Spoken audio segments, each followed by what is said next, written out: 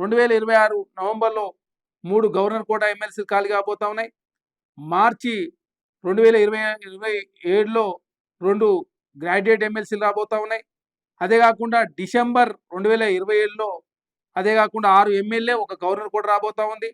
అదే కాకుండా 28 జనవరిలో 11 లోకల్ బాడీల నుంచి ఎమ్మెల్సీలు రాబోతా ఉన్నాయి. జూన్ 2028లో 2 రాజ్యసభ సభ్యులు కూడా రాబోతా ఉన్నారు. కాబట్టి కాంగ్రెస్ పార్టీ అన్ని వర్గాలకు సముచితమైన న్యాయం, గౌరవం ఇచ్చే ప్రయత్నంలో కాంగ్రెస్ పార్టీ ముందుకు పోతా ఉంది.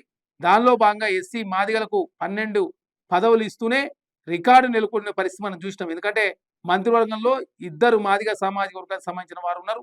అదే కాకుండా మాల సామాజిక వర్గానికి సంబంధించి ఒక్కరు వివేక్ గారు ఉన్నటువంటి పరిస్థితి.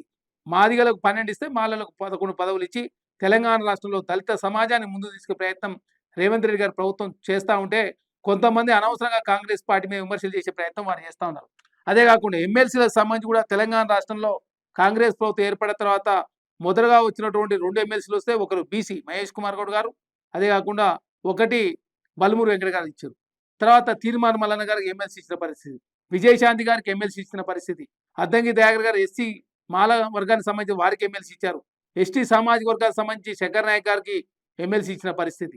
అదే కాకుండా ఇప్పుడు వచ్చినటువంటి 2 రాజ్యసభలో ఒకరు అభిషేక్ మను సింగ్ గారు, రెండోది అదేవిధంగా వేం నరేంద్ర రెడ్డి గారు. అభిషేక్ మను సింగ్ గారు ఆల్రెడీ తెలంగాణ రాష్ట్రంలో వారు 2 సంవత్సరాల కాలం పాటు రాజ్యసభ సభ్యులుగా ఉన్నారు.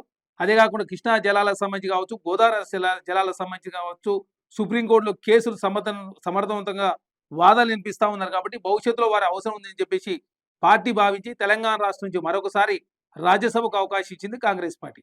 అదే కాకుండా వేం నరేంద్ర గారు తెలంగాణ రాష్ట్రంలో కాంగ్రెస్ పార్టీ అదే కాకుండా ప్రతిపక్షాలు కావచ్చు, అధికార పక్షాలు కావచ్చు, ప్రతిపక్షంలో వైస్ ప్రెసిడెంట్గా, అధికార పక్షంలో సీఎం సలహాదారుగా తెలంగాణ రాష్ట్రంలో కాంగ్రెస్ ప్రభుత్వంలో కావచ్చు పార్టీకి సేవలు అందించారు. కాబట్టి వారి సేవలు జాతీయ స్థాయిలో అవసరం ఉందని చెప్పి పార్టీ భావించి వారికి రాజ్యసభ సభ్యులుగా అవకాశం ఇచ్చారు.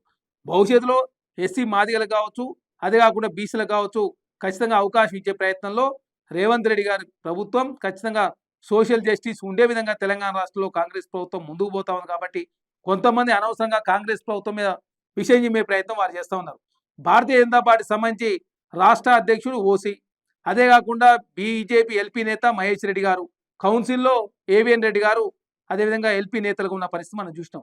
అదే కాకుండా బీఆర్ఎస్ పార్టీ సంబంధించి బీఆర్ఎల్పీ నేతగా కేశవ్ గారు, రాష్ట్ర అధ్యక్షుడు కేశవ్ గారు, వర్కింగ్ ప్రెసిడెంట్గా కేటీ గారు ఉన్న పరిస్థితి మనం చూస్తా ఉన్నాం. కాంగ్రెస్ పార్టీలో రాష్ట్ర అధ్యక్షుడు మహేష్ కుమార్ గౌడ్ గారు, అదే కాకుండా డిప్యూటీ సీఎంగా ఎస్సీ బట్టి విక్రమార్క గారు, రాష్ట్ర ముఖ్యమంత్రిగా రేవంత్ రెడ్డి గారు ఉన్నారు ఓసీగా. కాబట్టి కాంగ్రెస్ పార్టీ అన్ని వర్గాలను కలుపుకునే